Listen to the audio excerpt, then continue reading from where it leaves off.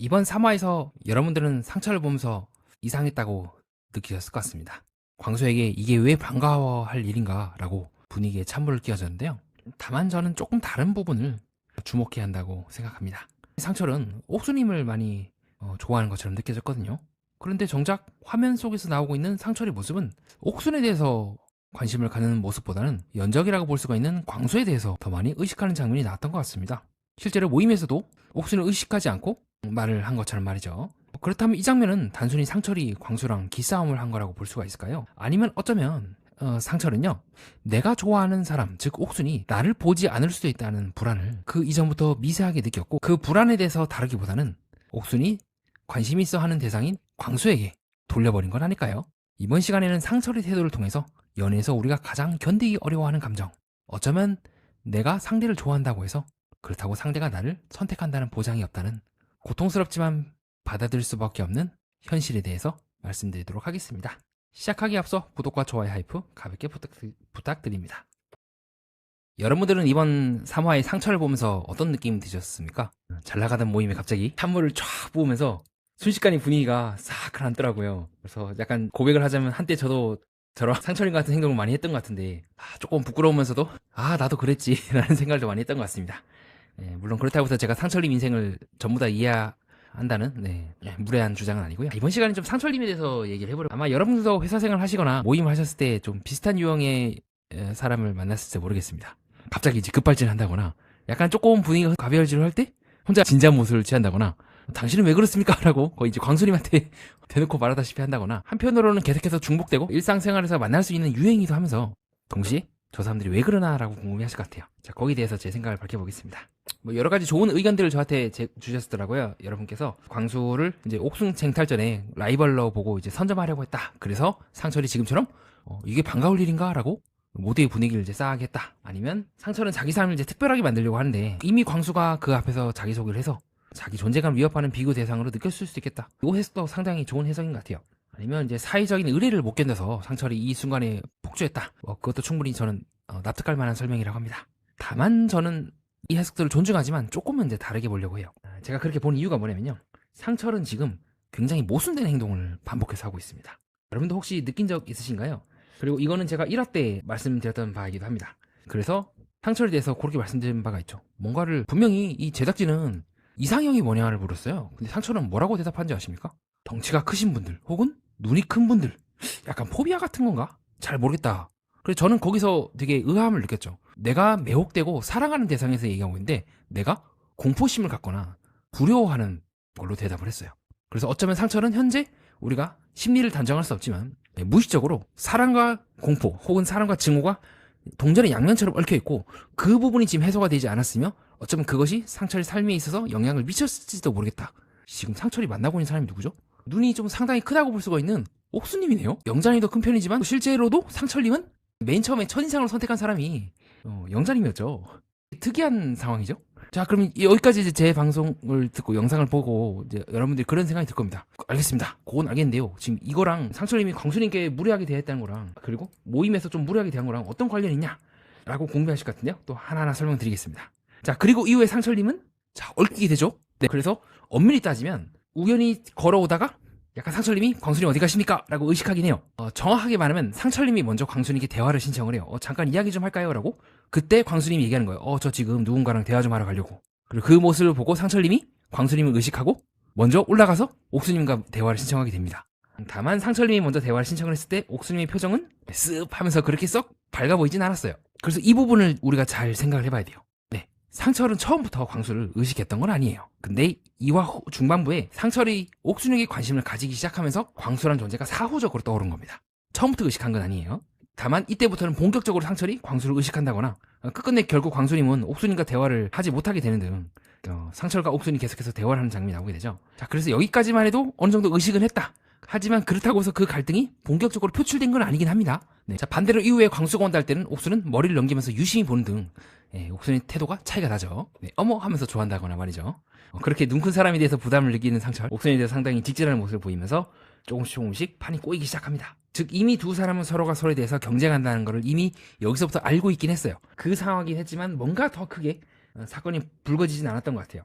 하지만 본격적으로 이제 갈등이 불거진 순간은 여러분도 방송을 보시면서 봤던 장면인 여기서 일어났을 때 광수님 이제 일어나십니까? 라고 했을 때 광수가 침묵을 하고 상철은 이제 그 의미에 대해서 오해를 한 거죠. 그냥 광수는 아무 말 안 한 거예요. 그리고 전체적인 분위기가 썩 가볍진 않았어요. 왜냐하면 계속해서 영수가 이미 어떤 그 남자들이 자기소개 끝나고 밥을 먹었을 때 말을 너무 세게 해가지고 전체적으로 지금 분위기가 어느 누구도 영수에 대해서 대답을 해주는 분위기가 아니었어요.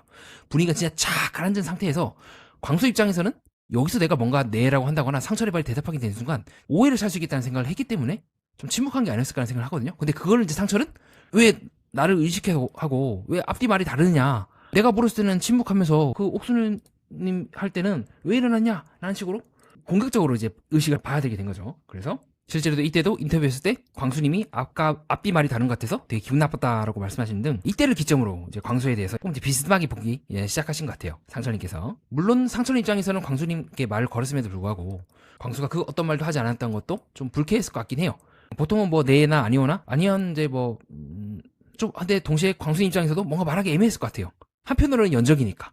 연적이란 걸 알면서도 그 사람의 의중에 대해서 묻게 된다면 누구나 다 좀 불편하지 않을까요? 경쟁하는 사이고 서로 껄끄러운 사이인데 말이죠. 조금 상철님은 광수님의 그런 입장을 생각하지 않고 혼자서 이제 약간 물었고 혼자서 이제 상처받고 혼자서 기분 나빠하고 서로 의식하는 그 상대가 그러니까 더더욱 이제 화가 난 상태가 아니었을까 싶기도 합니다. 그렇다고 해서 상철님이 광수님께 이후에 그렇게 대하는 거는 저는 좀 아니라고 보긴 해요. 그리고 이후에 광수님하고 옥수님이 지금 두 명이서 이제 주거니 받거니 하면서 서로 대화를 하거든요. 영수님이 또 옆에서 또 말을 세게 해요. 아, 옥수님 돈 많이 나가겠다라는 말이 돼서 광수님 혼자서 에이 그건 아니지 하면서 어느 정도 실드를 쳐주거나 하는 등 이미 이 두 사람은 여기 앞에서도 그렇게 옥수는 상철에 대해서 관심을 씌우지 않고 광수랑 주거니 받거니 합니다. 그거는 실제로 팀 옥순 데이트를 했을 때도 마찬가지죠. 그리고 이후에 상철님은 술자리에서 본격적으로 이제 말을 뱉게 되죠. 이제 짠 하면서 반갑습니다 하는데 이게 반가울 느낌인가? 그래서 광수님이 이제 정색을 딱 때리죠. 아니 왜 그래 나한테 그냥 한 말이야. 그런 장면이 나오게 되고 자, 그럼 제가 왜 이 이야기를 길게 했냐? 전체적인 논지 속에서 제가 반복적으로 여러분께 말씀드린 바가 있습니다. 그게 뭐냐면 현재 기준으로는 저는 옥수님이 관심을 갖고 있는 대상은 아직까지는 광수님이라고 보고 있습니다. 실제로도 첫인상 선택을 했을 때, 데이트 상대 선택을 했을 때 광수님이라고 얘기를 한다거나 굉장히 중요한 얘기를 할 때는요. 옥수님은 이번 팀 옥순 데이트 장면에서는요. 거의 광수님을 보면서 대사를 쳐요. 지금도 딱 이 장면이 어떤 장면이냐면 3개월 만에 결혼식 어떻게 생각하십니까? 라고 이제 질문하는 장면이기도 하는 등 옥수님은 광수님을 많이 의식한단 말이죠. 그렇기 때문에 저는 조금 약간은 현재까지 상철에 대한 해석과는 조금 다른 관점에서 이 사태를 보고 있습니다. 여러분께 이렇게 질문을 드려볼게요. 만약에 옥수님이 광수가 아니라 상철이 1순위나 한다면 이런 일들이 일어났을까요? 이때도 마찬가지고 그 이전에도 마찬가지고 만약에 상철이 딱 봐도 옥순이 나한테 마음이 있어. 뭐 8살 차이? 그렇게 뭐 중요한가? 옥순이 날 좋아한대. 광수가 일방적으로 저러는 거야 라고 생각을 했다면 진거 같은 일들이 일어났을까요? 그래서 조금 저는 반대되는 의견을 제시하고 싶습니다. 상철이 옥순에 대해서 느끼는 감정은 굉장히 양가적인 감정이라고 생각을 해요. 옥순을 마음에 들어 하면서도 동시에 옥순이 자기를 보지 않는 그 느낌이 상반된 느낌처럼 얽혀 들어가면서 마치 짝사랑을 하면서도 내가 짝사랑하는 상대방이 나를 좋아하지 않는 느낌에 괴로워하고 그러나 그럼에도 불구하고 계속 쳐다보게 되고 끌리게 되는 그 상반된 모순된 그 감정이 동시에 그 짝사랑하는 상대방이 다른 이성을 이제 보고 있을 때 그 이성에 대한 감정과 저는 상당히 유사하다고 보고 있습니다. 그렇기 때문에 상철이 광수에 대해서 얘기하는 것은 되게 조심스럽게 들여다본다고 보고 있어요. 오히려 옥순에 대해서 말하지 않고 그냥 이게 반갑다고 할 일입니까? 하고 광수를 직접적으로 타깃한다거나 아니면 옥순에 대해서는 얘기하지 않고 그 주변의 남자들의 분위기를 싸하게 한다거나 굉장히 간접적으로 들어가고 있죠. 정작 옥순에 대해서는 말하지 않고 있죠. 마치 이제 짝사랑하던 사람이 그 연적이 등장을 했을 때 짝사랑하던 사람에 대해서 이제 집중하는 것이 아니라 그 연적에 대해서 얘기하고 있는 것처럼 그러나 실제로 그 마음이 이면에는 내가 짝사랑에 불과하다는 두려움이 있기 때문에 이런 일들이 일어나는 게 아닐까 싶기도 합니다. 즉 그 상철이 광수에 대해서 얘기하는 것은 경쟁심이기도 하지만 동시에 옥순이 나를 보지 않을 수 있다고 하는 그 사실을 회피하기 위한 게 아닐까요? 마치 상철이 자기소개 때 나는 눈 큰 사람, 좀 등치 큰 사람 싫습니다. 좀 무섭습니다. 포비아 같은 건가 잘 모르겠다 자기도. 그러니까 자기도 지금 애매모호한 거죠. 하지만 막상 눈 큰 사람 앞에 있는 것처럼 즉 어떠한 감정에 대해서 그것을 부정하는 방식으로 인정을 하는 것처럼 옥순에 대한 마음을 지적적으로 표현하지 않고 광수에 대해서 표현함으로써 옥순에 대한 마음을 부정의 방식으로 인정하고 있는 건 아닐까. 참 모순적인 행보를 보인 게 아닐까. 현재까지 제가 든 생각이기도 합니다. 그렇기 때문에 저는 상철이 사실은 자기소개 때까지만 해도 그렇게 광수에 대해서 의식하진 않았다고 생각을 해요. 경쟁자이고 그럴 수 있다는 걸 알고 있지만 본격적으로 어쩌면 옥순이 마음에 든 사람이 내가 아니라 광수가 아니었을까라고 이제 깨닫게 되는 지점은 자기소개 끝나고 이제 맛있게 떡볶이 먹고 그 다음에 그때 길에서 만나게 된 그 시점부터 조금씩 어쩌면 옥순의 마음속에 이 사람이 있는 게 아닐까라고 그것이 실체화되는 지점이라고 봐요. 왜냐하면 제가 그 이전에 대해서는 얘기를 하지 않는 이유가 뭐냐면 옥순이 광수의 차를 탔을 때만 해도 그때는 상철의 1순위가 옥순이 아니었기 때문입니다. 그때까지만 해도 상철은 영자가 1순위였죠. 네, 실제로 영자랑 같이 밥을 먹기도 하는 등 은근히 눈큰 여자에 대해서 무서워한다면서 계속 눈큰 여성만 계속 접촉을 하는 느낌이 드는데, 자, 그리고 이화 중반에 첫날 밤에 상철이 옥순과 대화를 하게 되면서 그때 상철은 그렇게 생각했어요. 진중하고 서로 뭔가 맞는 것 같다, 잘 맞는 것 같다, 괜찮은 것 같다 라고만 생각을 했지 그 이상에 대한 감정을 느끼지 못했을 거예요. 이때 조금씩 이제 감정이 오르기 시작한 거죠. 조금씩 오르다가 어느 순간 그 감정이 임계점까지 오르는 시점이 저는 이때라고 보고 있고, 그때부터는 광수가 의식되기 시작했을 겁니다. 즉 이때 이전의 그 이야기로 자기소개라든가 아니면 그 전날 밤의 이야기를 근거로 상철이 광수에 대해서 어떤 감정을 느꼈을 거다라고 하는 거는 저는 조금은 사실관계와 부합하지 않을 수 있다는 생각을 하게 돼요. 그래서 이때를 기점으로 저는 많이 보게 되고, 그리고 동시에 상철은 은연중에 느꼈을 겁니다. 그쵸? 옥순의 마음속에 어쩌면 광수가 있지 않을까. 즉 광수에 대한 어떤 감정이 더 크기보다는 역설적으로 그렇게 함으로써 옥순이 나를 좋아하지 않을 수 있다는 사실을 회피하는 방법으로서 무의식적으로 우회하는 것처럼, 실제로 포비아를 느끼는 눈큰 여성을 대해서 포비아를 느낀다 하면서 막상 계속 눈큰 여자를 선택하는 것처럼 광수에 대해서 공격함으로써 실제로는 옥순에 대한 마음을 숨기고 있는 게 아닐까, 저는 그렇게 보고 있고요. 내가 누군가를 사랑했지만 그 사랑이 거절당했을 때 상처 있고, 그 상처를 극복하고 현실이 내가 좋아하는 마음이 항상 이루어지지 않는구나, 그 상처를 입는 거죠. 그러나 그 상처는 우리가 살아가면서 입을 수밖에 없고 세상을 살아가기 위해서 어떻게 보면 필요하기도 한 그 과정을 다시 한번 무의식적으로 겪고 있는 건 아닐까. 퇴행했다거나 그런 얘기가 아니에요. 인간이 이제 살아가면서 겪는 그 자연스러운 그 과정을 다시 한번 겪고 있지 않을까라는 생각을 했던 것 같아요. 보통 여기 계신 이제 돌싱이라든가 다른 분들은 조금 그 과정을 이미 어느 정도 겪으신 상태에서 왔다면 상처는 조금은 이제 약간 연령대가 젊으시기도 하고 그 부분이 자기도 모르게 좀 계속 걸려 넘어졌던 부분 아니었을까. 그렇게 되면 저는 상철이 뭔가 본인이 특별하다, 남들과 다르다라는 입장에서 행동을 하기보다는 내가 누군가를 좋아하고 나 또한 좋아함을 받기 위해서는 세상의 규칙과 세상의 흐름, 더 나아가서 상대방이 나를 좋아하지 않을 수 있다, 그럼에도 불구하고 나는 이 사람을 좋아할 것인가 라고 하는 그 부분을 다시 한번 그 경험을 다시 한번 복원하고 재생함으로써 다시 통과하기 위하여 여기 나온 건 아닐까라고 생각을 해봤던 적이 있습니다. 그렇게 저는 상철이 자기소개서 했던 모습들이라거나 아니면 뭐 중간중간 했던 미리 보기 때 나왔던 장면이라든가 그런 것들이, 그리고 실제로 그렇게 말씀하시죠, 상철님께서. 나는 이제 사람을 잘 믿지 않는다, 이런 부분들이 한편으로는 동시에 사람을 믿지 않는 나를 믿어줘, 하지만 내가 당신만큼은 믿고 싶어 라는 것처럼 본인이 한편으로는 세상이 이렇게 돌아가는다는 걸 알면서도 그것을 부정하는 말을 계속 꺾어요. 그러니까 계속해요. 너만은 믿어줬으면 좋겠어, 너만은 내가 온전하게 믿을 수 있는 기회를 줬으면 좋겠어.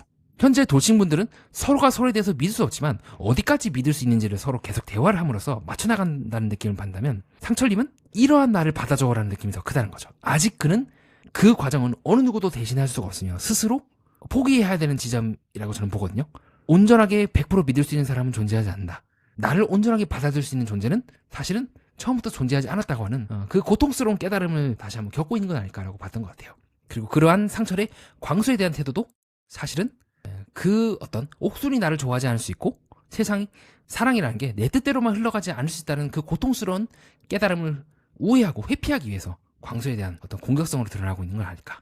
실제로 광수님이 뭔가 상철에게 큰 잘못을 했다기보다는 기껏해야 우리가 이제 잡아낼 수 있는 부분이 멀뚱멀뚱 앉아있었을 때 그냥 말하지 않은 게 전부인데, 마치 상철은 그 어떤 광수의 태도에 대해서 굉장히 10, 20, 30, 50, 100 막 이렇게 확대를 하는 듯한 느낌을 많이 받았거든요. 혼자서 이제 씩씩거리고 혼자서 이제 계속 그 광수에 대한 감정을 키워나가는 듯한, 확대하는 듯한 막 이렇게, 그죠? 그렇다고 보기에는 그렇게 광수님이 아무리 연적이라 하더라도 그렇게까지 상철님께 뭔가 틀어질 만한 이유를 제공한 것 같진 않아요.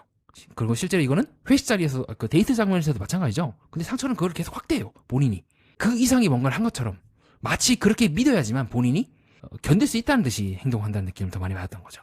실제로 상철이 광수님이 정말로 상철에게 그렇게 대했다기보다 광수가 그렇게 대했다고 믿어야지만 유지되는 듯한 뭔가가 있다는 느낌을 훨씬 더 많이 받았던 것 같습니다. 그래서 저는 상철님이 이번 재생의 기수 12기에서 모순을 받아들이는 그 과정이 있지 않을까 싶어요. 상철님이 계속 난 개량 한복을 입었다, 여행을 했다, 자, 이런 부분들은 어떻게 보면 상철님이 특별하다는 거를 인증받기 위해서 그렇게 행동했나라고 볼 수 있을지도 모르겠어요. 근데 저는 여기서 한 발자국 더 나아가고 싶습니다. 상철은 한편으로는 본인이 특이한, 남들이 봤을 때 주목받을 수 있는 행동을 하면서도 동시에 내 안에는 평범한 부분도 있다는 것을 마치 인지하지 못한다든지, 마치 그 부분만 이렇게 우회하듯이 돌아간다는 느낌을 더 많이 받았던 것 같아요. 특별한 부분이 있고 그렇지 않은 부분들이 모두 내 안에 있고, 그리고 그것은 사실 모순적으로 보이지만 실제로는 모순이 아닐 수 있다. 왜냐하면 인간은 본질적으로 모순적인 존재니까. 그리고 그것은 어떻게 보면 자연스럽다. 내가 옥순을 좋아하지만 옥순이 좋아하지 않을 수 있는 것처럼, 나는 세상이 이렇게 흘러간다고 믿는데 세상이 실제로 그렇지 않을 수 있는 것처럼, 계속해서 상철님은 자기도 모르게 모순적인 상황으로 스스로를 밀어넣고 동시에 그걸 거부함으로써 살아왔던 건 아닐까, 패턴이.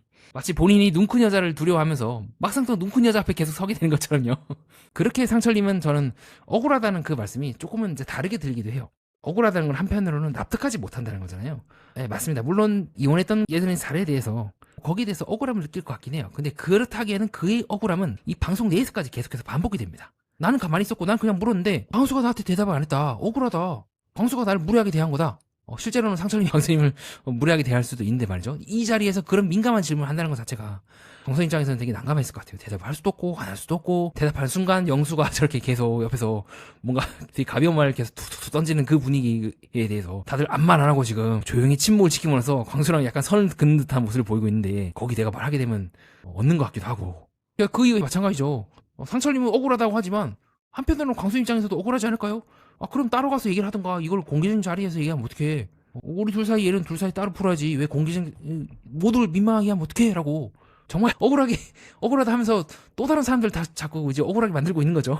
어떻게 보면 되게 모순이지 않습니까? 그쵸? 그런 모습 또한 상철이 계속해서 우리는 안에는 본질적으로 모순적인 부분들이 있고 그것을 안고 살아간다는 것을 집요하게 회피한 듯한 느낌을 많이 받았던 것 같아요. 동시에 이러한 세상이 어느 정도 모순적으로 되어 있다는 것을 어렴풋이 아는 듯 하면서도 집요하게 거부하는 그 태도가, 그 이제 어떤 방식이 나중에 옥순님과 잘 된다고 할지라도 걸리적거릴 수가 있어요.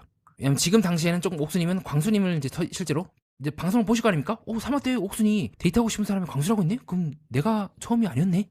라고 했을 때 나중에 옥순이가 잘 된다고 한들 그걸 이제 상철님이 어떻게 수용할지도 조금 걱정이 하거든요. 누나 그때 광수 형님한테 그렇게 얘기했잖아. 날 진짜 좋아하는 게 지금 맞아? 라고 했을 때 그렇게 될 수도 있고, 만약에 설령 옥순님과 광수님 잘 된다 할지라도 모순이거나 뭔가 좀 깔끔하지 않은 과거가 이제 남는 거잖아요. 그 과거에 대해서 상철님이 받아들일 수 있을까? 그 사람이 과거에 한때 다른 사람을 좋아했다는 것과 지금 나를 좋아한다는 것이 모순처럼 보이지만 그러나 두 사실은 공존할 수 있고, 그렇다고 해서 지금의 그 사랑이 의미가 없는 건 아니라는 거를 상철님께서 받아들일 수 있는지 저는 조금 지켜봐야 한다고 보고 있습니다. 이제 다른 연애 프로그램 하트 시그널 5에서도 좀 비슷한 일들이 일어난다고 저는 보고 있거든요. 남자인 우열 씨가 한때 귤이라고 했던 다른 여성을 얽혔다는 것이 지금 유경과의 그 서사, 두 사람 거의 되게 잘 되고 있는데 그게 공존하지 못한다는 보장이 없어요. 물론 얼룩으로 느낄 수는 있죠. 뭔가 깔끔하지 않다? 근데 그렇다고 해서 지금 두 사람의 감정이 무의미하다는 건 아닙니다. 오히려 과거의 그 사람과 지금의 그 감정을 서로 비교할 수가 있기 때문에 더더욱 지금의 그 감정이 빛날 수가 있죠. 다만 지금의 상철님은 그거를 지금 현재 무의식적으로 좀 계속 미루거나 부정하거나 스스로 계속해서 모순된 상황이 빠지면서도 그 모순을 밀어내는 듯한 모습을 더 많이 받았던 거고, 그리고 그 모순을 유지하기 위한 어떤 투사체죠. 투사를 광수님께 한 것이 아닐까, 직면하지 않기 위하여 광수라고 하는 제3의 인물을 내세운 건 아닐까가 현재까지 저의 생각이기도 합니다. 다음으로는 여러분들이 제 해석을 듣고 궁금해하실 법한 것들에 대해서 제 의견을 말씀드리는 시간을 갖겠습니다. 자, 먼저 상철은 처음부터 이제 광수를 의식한 것이 아니라 옥순에게 관심을 가지며 광수가 사후적으로 떠올랐다고 설명을 드리는 바가 있는데요. 그러면 처음부터 상철님이 광수를 의식한 거 아니냐라고 보실 것 같습니다. 여기에 대한 저희 정확한 설명은 다른 것 같습니다. 상철이 처음부터 광수라는 사람 자체에 꽂혀 있었던 건 아닌 것 같아요. 그러나 먼저 옥순에 대한 마음이 생기고, 그 다음에 광수를 의식하게 되면서 어쩌면 광수가 옥순의 마음에 있는 사람이 아닌가? 라고 의문을 갖게 되고, 이 장면이죠. 그 다음에 광수에 대한 감정이 더 연적으로 실체화된 게 아닐까 보고 있습니다. 즉, 처음부터 광수를 싫어한 게 아니다랑 나중에는 광수를 강하게 견제했다가 동시에 가능한 거죠. 즉, 상철은 옥순이 중요해지는 순간부터 상철 안에서 적이 된 게 아닐까라고 저는 보고 있습니다. 광수가 먼저 적인 것이 아니라요. 자, 그 다음으로는 옥순과 상철이 데이트 상대를 선택하기 전에 오래 좀 대화를 했는데 왜 광수가 1순위라 보는지 궁금합니다 라고 보실 것 같습니다. 대화 시간만 놓고 보면 상철에게도 가능성이 없진 않겠죠. 다만 이 데이트 장면에서 옥순이 상철과는 별로 대화하고 싫은 건 그런 건 아니다. 근데 자기소개를 듣고도 별로 달라진 게 없다. 그럼 실제로 자기소개 전에는 이제 광수를 선택을 했고, 실제로도 상철이 옥수님이 그 중에 첫 번째였다라는 말을 듣고도 그냥 고맙다라고 담담하게 넘겨버린다거나, 그렇게 이 옥수는 대화 장면에서 상철에 대해서 막 궁금해한다는 느낌을 받다기보다 오히려 꺾는 느낌을 더 많이 해요. 나이가 중요하다고 생각하지 않아서 잘 맞으면 괜찮을 것 같긴 하지만, 이건 이제 잘 맞다는 전제를 하에 말을 하는 거고, 그 다음에 9살 차이를 어디에 말할 때 좀이라고 하면서 미세하게, 예. 그리고 오히려 옥수는 상철이 먼저 그렇게 얘기하죠. 아마 옥수님이 그렇게 물었을 겁니다. 광수님은? 이라고 했을 때 차에 들렸다가 누구랑 대화한다고 하더라고요. 자, 그러면 왜 옥수는 상철이랑 대화하면서 이제 다른 이성에 대해서 얘기를 했을까? 자, 이거 제가 본론에선 설명을 드리지 않았지만 좀 그런 부분들이 마음에 신경이 썼던 것 같아요. 그리고 그 이후에서도 옥수님이 첫인상 선택한 사람이 광수라거나, 그리고 실제로 광수와 차에서 대화를 했을 때도 광수님이 첫인상 선택한 순자에 대해서 의식한다거나, 좀 종합적으로 봤을 때 조금 옥수님은 아직까지는 광수님 신호가 더 강해 보이는 것 같습니다. 다만 현재와 기준으로는 그렇고요. 또 앞으로 방송이 진행되면서 달라질 수 있습니다. 저 다음으로 약간 짝사랑이라기에는 너무 만난 시간이 짧지 않습니까? 라고 봤을 때요. 제가 조금 이제 과장돼서 표현했지 정도로만 보시면 될 것 같아요. 실제 마음의 깊이라기보다는 짝사랑의 구조와 좀 많이 유사하지 않을까라는 비유적으로 좀 설명을 드렸던 것 같습니다. 정리하겠습니다. 저는 상철을 보면서 다음과 같이 느꼈던 것 같습니다. 어쩌면 상철은 광수와 싸운 것이 아니라 옥순이 자신을 보지 않을 수 있다는 현실과 싸우고 있었던 건 아닐까요? 우리는 누군가를 좋아할 때 그 사람이 나를 좋아하지 않을 수도 있다는 사실을 제일 견디기 어려워합니다. 그렇게 때로는 그 불안을 상대에게 집정무지 못하고 그 사람 옆에 있는 누군가를 미워합니다. 왜 저 사람이 끼어드는 거야? 왜 저 사람 날 무시하는 거야? 왜 저 사람 때문에 분위기가 이렇게 된 거야? 라고 말입니다. 하지만 어쩌면 정말로 두려워했던 건 그 사람이 아니지 않았을까요? 정말로 두려웠던 건 내가 좋아하는 사람이 나를 선택하지 않을지도 모른다는 사실일지도 모르겠습니다. 그렇게 이번 장면은 단순한 기싸움이라기보다 사랑 앞에서 인간이 자기 안의 모순을 견디지 못할 때 그 불안이 어떻게 제3자에게 옮겨가는지를 보여준 장면으로 저는 해석을 했던 것 같습니다. 이상입니다. 끝까지 봐주신 여러분, 구독과 좋아요 하이프 다시 한번 부탁드립니다. 댓글을 달아주시는 모든 분들께 진심으로 감사드립니다. 연애 프로그램과 인간, 세계의 이면을 구조적으로 해석하는 채널 매니아와 여러분은 뜻깊은 시간을 보냈습니다.